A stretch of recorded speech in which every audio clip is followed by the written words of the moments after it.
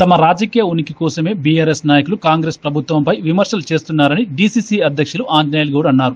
ఈ సందర్భంగా విలేకరుల సమావేశంలో మాట్లాడుతూ అన్ని వ్యవస్థలను గత పాలకులు నాశనం చేశారని విమర్శించారు. హరీష్ రావు గ్రామాల్లో పర్యటిస్తూ ప్రజలను తప్పుదోవ పట్టిస్తున్నారని ఆగ్రహం వ్యక్తం చేశారు.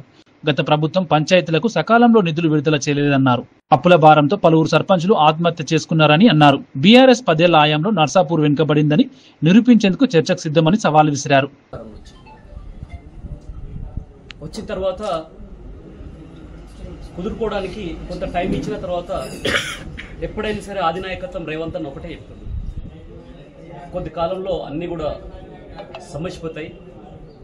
ఈ 18 మాసాలు అంతా కూడా గోల్డెన్ పీరియడ్. ఈ 2 మాసాల్లో కూడా తర్వాత ఇవన్నీ మాసాల్లో కూడా ఈ 2 సంవత్సరాల్లో కూడా అన్ని కూడా ఒడిదులు కొద్ది ప్రజలకు ప్రజాపాలనలో ప్రజలకు సేవ చేయాలనే ఉద్దేశంతోనే కాంగ్రెస్ పార్టీ ఎజెండా ఒకటే, ప్రజలకు సేవ చేసి ప్రజలకు జవాబుదారితనం ఉండడమే Congress party agenda. Regional party లాగా తర్వాత ఇంకో పార్టీ లాగా తర్వాత సంస్థాగతంగా వారి డబ్బులు ప్రోగు చేసుకోవడానికి ప్రజలను భయభ్రాంతులకు గురి చేసే పార్టీ కాదు. కాంగ్రెస్ పార్టీ ఎల్లప్పుడూ కూడా ప్రజల సంక్షేమమే ధ్యేయంగా ప్రజల అభివృద్ధి ధ్యేయంగా పోతుంది.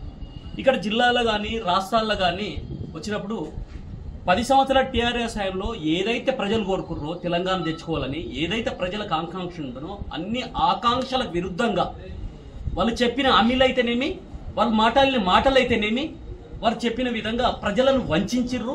ప్రజలను వంచిస్తేనే కాంగ్రెస్ పార్టీ 10 సంవత్సరాల తర్వాత అధికారంలో రావడానికి అన్ని వర్గాల ప్రజల దీవెనలు కాంగ్రెస్ పార్టీకి రేవంత్ అన్న నాయకత్వాన్ని ఇవ్వడం జరిగింది.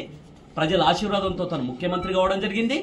అదే ఆశీర్వాదంతో వారికి ప్రజలకి ఏవైతే ఉన్నాయో అవి సాధించడానికి గ్యారంటీలు కూడా అమలు చేస్తున్న పార్టీ కాంగ్రెస్ పార్టీ రేవంత్ అన్న నాయకత్వాన్ని. కానీ దానికి ఒకే ఒక కుటుంబం, కల్వకుట్ల కుటుంబం ఈరోజు ప్రజలను మోసం చేస్తూ డబ్బులు దండుకొని ధరణి ద్వారా ఫోన్ ట్యాపింగ్ ద్వారా ప్రజలను గురి చేసి ఎమ్మెల్యేలు భయపెట్టి పార్టీలో చేర్చుకొని డబ్బులను వెరజల్లి వ్యవస్థలను నాశనం చేసి ఆర్థిక వ్యవస్థలు కానీ ప్రజాస్వామ్య వ్యవస్థ కానీ ఈరోజు నాశనం చేసే పార్టీ అంటే అది టీఆర్ఎస్ పార్టీ.